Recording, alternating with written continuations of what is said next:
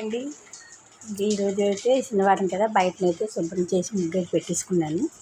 చేసేసుకున్నాక వంటగదిలోకి అయితే ఇప్పుడు వెళ్ళి వంటగదిలోకి అయితే వచ్చాను. ఉదయాన్నే క్యారీ కాబట్టి ముందు వంట చేసేస్తాను. ఎప్పుడు కొంచెం బేగా లేచానంటే ముందు పూజ చేసుకొని అప్పుడు వంట చేస్తాను. ఈరోజు కొంచెం లేటుగా లేచాను, అందుకే వంట అయితే చేసేస్తున్నాను ముందు. ఇంకా బంగాళదుంప అయితే వేస్తాను. ఇలాగ ఉడకబెట్టేసి ఒక ఉల్లిపాయ వేస్తాను. ఉల్లిపాయను దించే ముందు కొంచెం కరివేపాకు కొత్తిమీర వేస్తాను. ఇప్పుడు ఇలాగ చాలా బాగుంటుంది. అంటే ఇలాగ బంగాళదుంప ఫ్రైని ఇక స్టార్ట్ చేసాను. ఈరోజు క్యారేజీ అయిపోయింది, కూర అయిపోయి క్యారేజీ కూడా కట్టేసాను అతనికి. ఇంకో టీ పెట్టమన్నా టీ కూడా పెట్టేసి ఇచ్చేస్తాను. అయిపోతే ఇంకా అతనికి మగవాళ్ళు ఇట్లా పని పూర్తి చేసేస్తే మన పని చేసుకున్నాక అవుతుంది కదా. నాకైతే వంట పని అయిపోయింది. ఇంక ఇప్పుడు దేవుడి పని చేసుకుంటాను.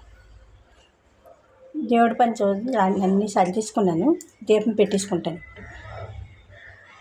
అండి పూజకి అయితే రెడీ చేసేసుకున్నాను చెప్పాను కదా. అతను వెళ్ళిపోయినట్టు ఇంక పూజ అయితే చేసేసుకుంటున్నాను. దేవుడికి నైవేద్యం అయితే పరమాన్నం అయితే చేసేసాను. ఇక పూజ అయితే ఇప్పుడు రెడీ చేసేసుకున్నాను. అన్నీ పూజ చేసేసుకుంటాను అండి. ఇక పూజ అయితే అయిపోయింది, పూజ కూడా చేసేసుకున్నాను.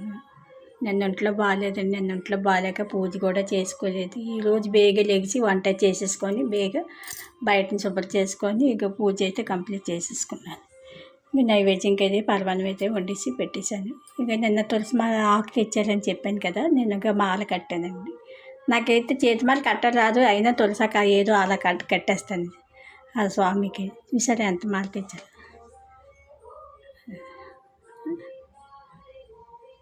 నా పూజ అయితే కంప్లీట్గా అయిపోయింది. నమో వెంకటేశాయ నమః.